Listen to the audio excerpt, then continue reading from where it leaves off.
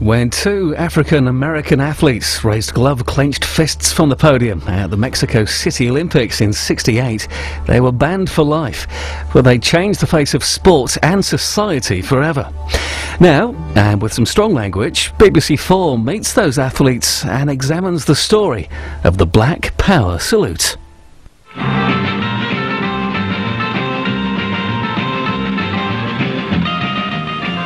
The time in Mexico, 2 a.m. In Britain, it's 9 a.m. Good morning to you. Tommy Smith and John Carlos, the two great American Negro sprinters, give the Black Power salute as they receive their medals after the 200 meters final. On the 16th of October 1968, Tommy Smith and John Carlos's controversial demonstration stunned the world. Yet it wasn't the only black protest on the victory rostrum, and nor was it spontaneous. Tommy and John putting their fists in the air was something that Americans really connected to, because everyone was in some type of descent in America to something. But I have to say that it is one of those symbols that will be with me all of my life. It is one of the most definitive expressions of manhood, of service.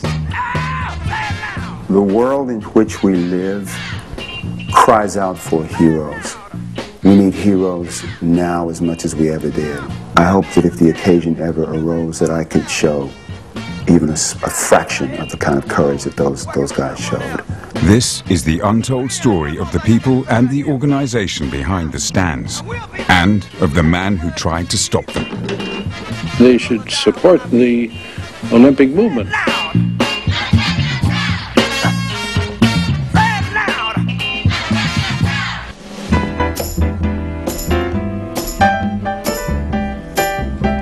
Tommy Smith and John Carlos were members of a political group which started at San Jose State College in the fall of 1967. The college was a magnet for black activism. We saw the kinds of conditions in this community that helped to radicalize us. And there was the attraction of Harry Edwards. Like most black San Jose State students, Harry Edwards and Ken Noel enrolled on sports scholarships. They arrived angry at the second-class education accorded to blacks like them.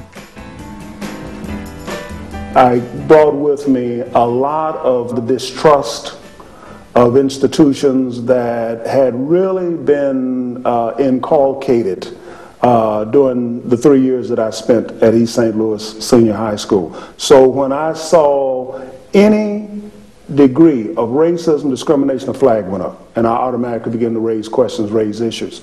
In my freshman year, I remember asking the head basketball coach, how can these guys be on this team with me and belong to fraternities which have clauses in their charter saying no Negroes need apply?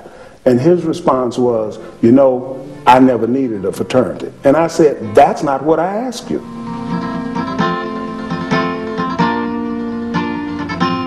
Harry would influence and inspire Tommy and fellow country boy Lee Evans, who grew up in California's fertile farming belt. I did farm labor work till I was 17 years old, like 10, 12 hours a day. I am sure that I saw Lee Evans when I was a kid in one of those cotton fields. We weeded cotton, we picked grapes that they make raisins out of. That's why I said running was easy, because, you know, I've been on my feet for 10, 12 hours. Sharecropping reinforced the second-class citizenship felt by Tommy and Lee. It sowed in them the seeds of revolt. Coming through the fields, I was subjected to being morbidly thought of as less than. I didn't like how my parents sort of cowed down to white people, you know, because they were the boss, you know. As I grew, I began to see the world as a boiling point of differences. Tommy enrolled at San Jose State on a basketball scholarship in the fall of 1963. A year later, Lee came to run on the track team, just as Harry graduated and left to pursue a PhD. Tommy also decided to focus on track. if the team's world-renowned coach would have him. I went to Bud Winter, and he turned red. And I could almost see little things in his head, flipping around 100, 200, 400, relays, long jump, high jump. I could do all of them. He took me out on the track, and it's history from there on.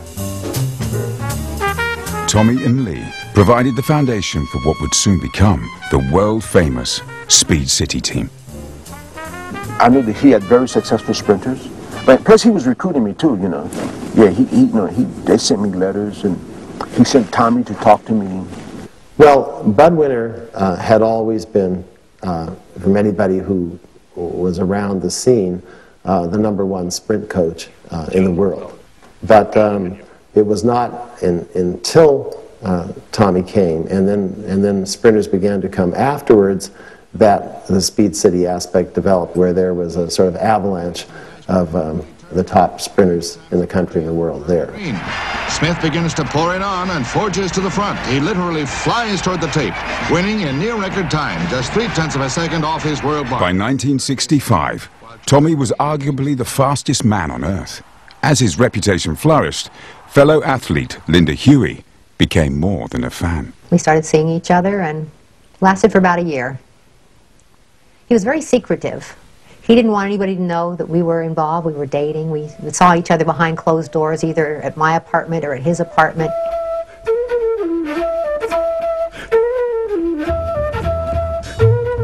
Tommy had good cause to be secretive. Interracial marriage was still outlawed in many states. Besides, many young blacks were rejecting whites and multiracial ideals, and a militant school of black human rights activism was now challenging the dominance of the civil rights movement. We're nonviolent with people who are nonviolent with us.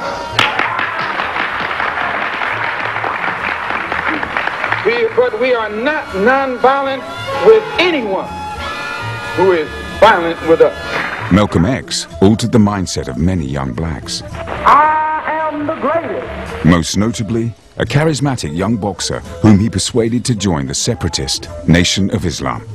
Why do you insist on being called Muhammad Ali now? Now, that's the name given to me by my leading teacher, the Honorable Elijah Muhammad. That's my original name. That's a black man named Cassius Clay was my slave name. I'm no longer a slave. On the 21st of February, 1965, Ali's mentor was gunned down in Harlem, martyred for the struggle. He was a hero to me. He stood out among all black people. He showed the white man where it was at. And the goal of black progress was also being threatened by events overseas. This was also a time when we were all aware that our peers were being sent 12,000 miles away to Vietnam to fight in Vietnam when they couldn't go to school in Alabama or Mississippi. This angered us. This made us willing to do whatever we could to transform America.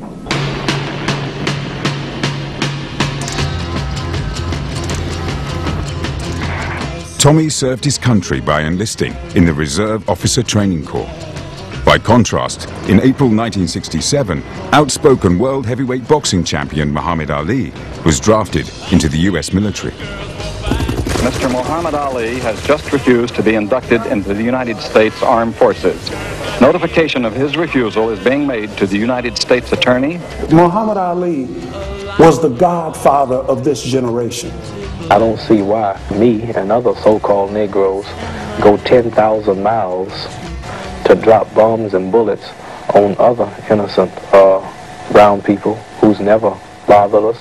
What made Muhammad Ali so important to African-American athletes in the late 1960s was the same reason why Bob Dylan was so important to white activists in the late 1960s.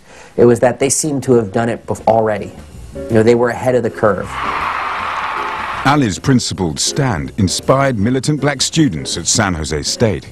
It also galvanized newly appointed sociology of sport professor Harry Edwards, who, after gaining his doctorate, returned to teach there in 1967.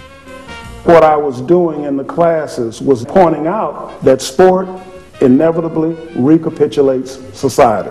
You can't have a racist society